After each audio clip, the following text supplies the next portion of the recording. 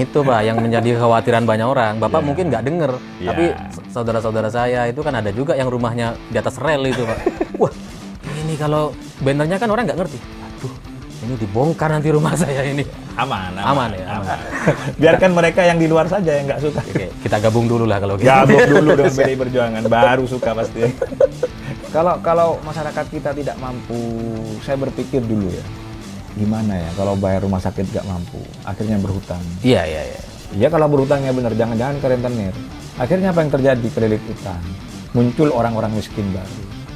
Ya, itu yang menjadi bayangan saya.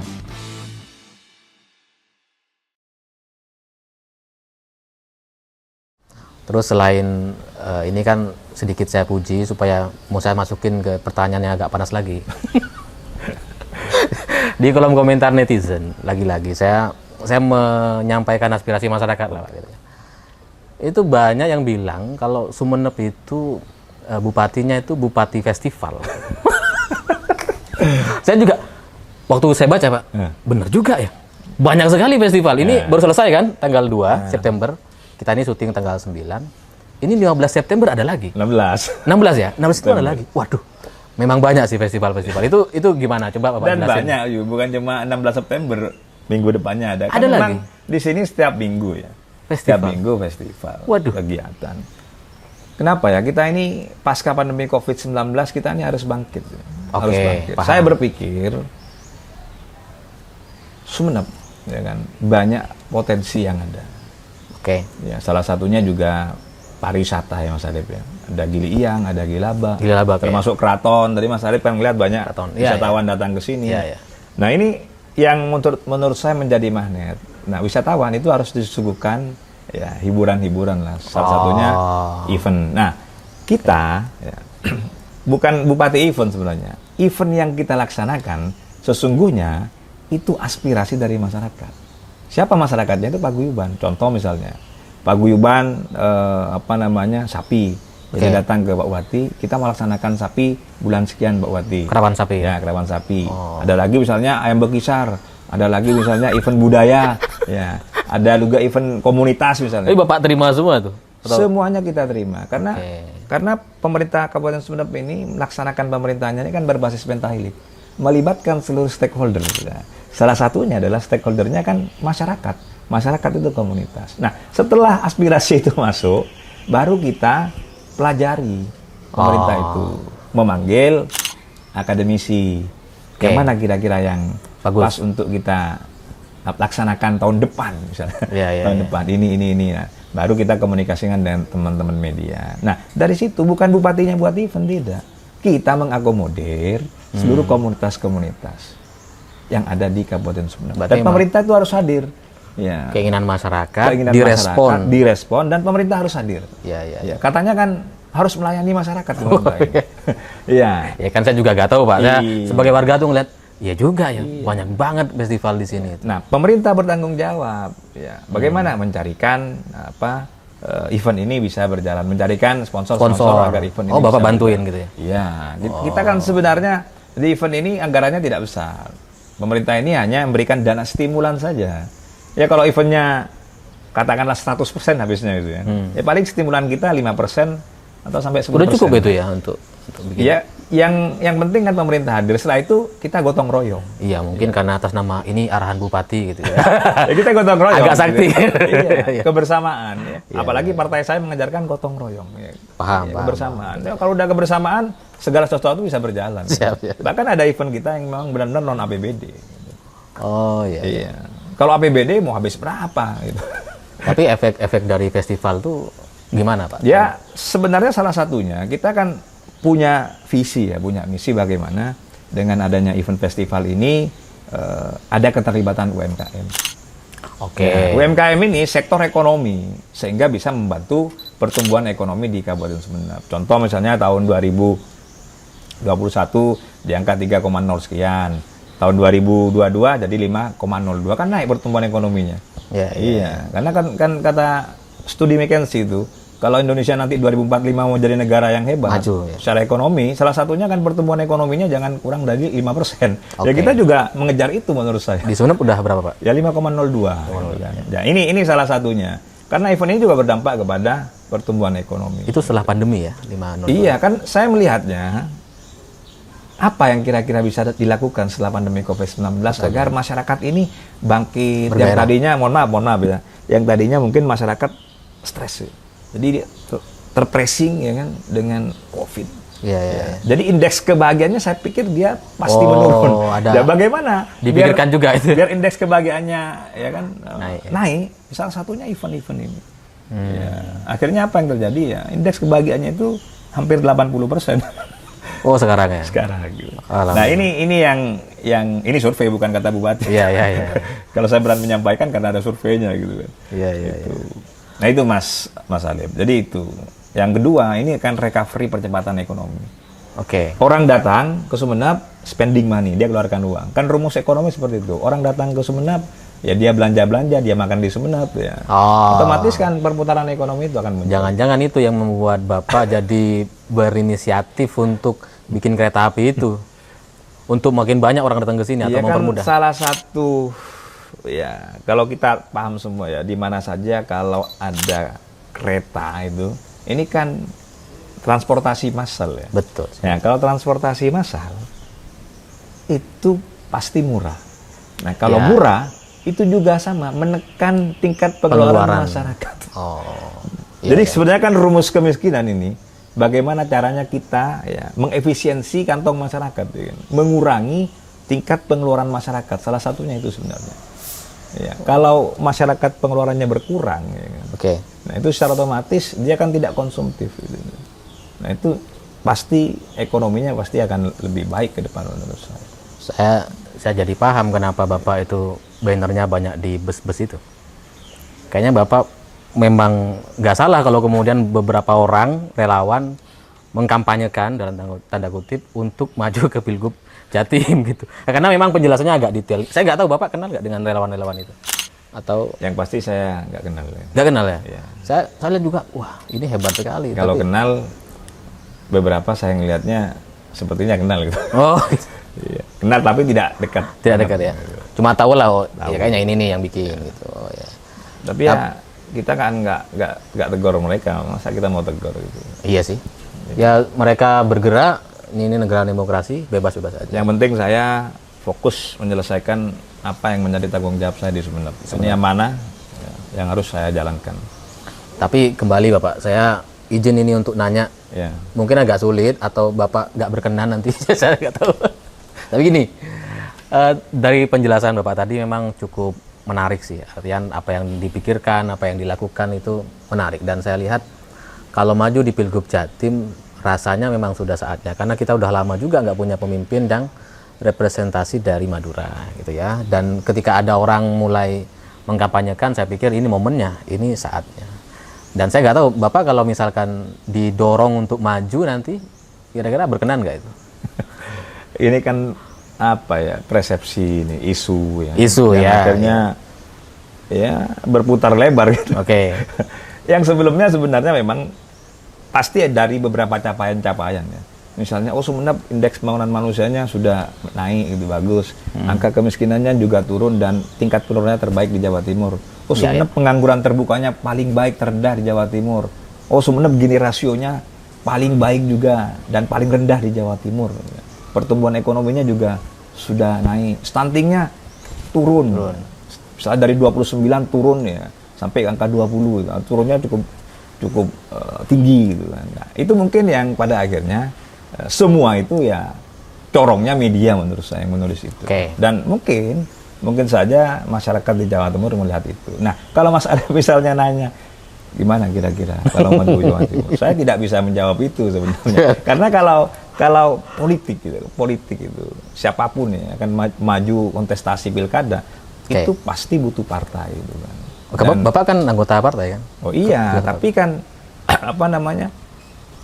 segala sesuatu itu kan semua perintah partai. Kalau partai misalnya kamu maju di sini, itu nggak bisa nolak, kita harus maju. Sama seperti saya, kamu maju di Sumeneb, maju saya. Saya tadi kan di Jakarta, kamu pulang maju di Sumeneb, maju saya. Bapak di Jakarta awalnya sebagai apa itu Pak? Saya kan dulu bermacam-macam lah ya, usaha dan sebagainya. Lalu tinggal semua itu? Tinggal ke sini berangkat.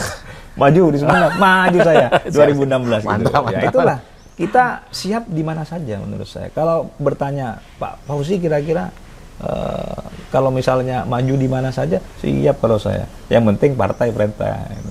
Oke, siap. Dan partai itu pasti melihat, gitu. Tidak sembarangan. Siapa ini Pak Fauzi? Kok mau suruh maju gitu kan? Siapa ini kan gitu. Jadi iya. semua di partai. Kalau saya kesimpulannya agak beda, Pak. Karena Gimana, Pak? gini. Karena Bapak tadi menjelaskan indeks pembangunan manusia, pengangguran berkurang, mungkin memang agak kerasa. Mulai kerasa lah, sebagai warga saya juga ngerti itu memang agak lumayan gitu ya. Tapi kelompok relawan ini yang bikin banner di bus-bus itu, saya pikir pemikirannya tidak sampai sedetail itu. Saya nggak tahu ya, apa benar atau nggak, tapi dalam bayangan saya, kesimpulan saya, mereka kayaknya gitu ya, ketika ada ide reaktivasi kereta api, itu menjadi satu gagasan baru untuk Madura dan kemudian mungkin menjadi pemantik bagi mereka. Ini kayaknya keren ini kalau sampai jadi gubernur nih orang ini gitu. Karena dia yang beliau yang Bapak yang berpikir dan mencetuskan pertama kali kayaknya kalau nggak salah ya, yang kereta api itu kan ya. Ini kayaknya kalau jadi gubernur tambah lancar nih pembangunan kereta, kita dukung gitu. Mungkin gitu mungkin Pak. Saya mungkin agak berbeda pendapat dengan Bapak Bupati soal itu. Mungkin ya. Ya itu yang saya juga bingung ya. Mungkin saja mereka berpikiran. Ya pasti saya memang tidak pernah berstatement ya tentang hal ini gitu kan. Karena soal calon gubernur itu ya. Nggak pernah saya. Saya sering menyampaikan kalau orang bertanya Pak Fauzi, udahlah saya masih di Sumeneb ini, nggak usah ngomong yang masih jauh. Oke. Ya soalnya mungkin juga ada kerinduan sih Pak, representasi Madura itu selama ini belum ada gitu ya. Dan saya nggak tahu nih kalau pemikiran orang-orang Madura selama ini gitu ya, beberapa teman saya lah, itu masih banyak perasaan yang kayaknya itu merasa wah kita ini anak tiri di Jawa Timur gitu loh Pak. Mungkin ada semangat-semangat itu gitu ya. Bapak kalau selain soal festival dan kritikan-kritikan tadi dan UASI tadi, ini sebenarnya saya pengen masuk ke soal ide dan gagasan kalau misalkan jadi gubernur Jawa Timur. Tapi Bapak kan nggak bisa jawab soal nanti kita maju terserah partai. Tapi gini kira-kira apa sih kira-kira bayangan Bapak yang mungkin bisa dilakukan gitu ya, atau sudah dilakukan di Sumeneb dan itu kemudian perlu dimasifkan lagi di beberapa daerah dan kota misalkan. Ya minum teh dulu lagi. Oke. Kalau pertanyaannya hangat saya bingung. Agak minum berat. teh apa minum poka ini jadinya kan. Berat ini pertanyaannya kan.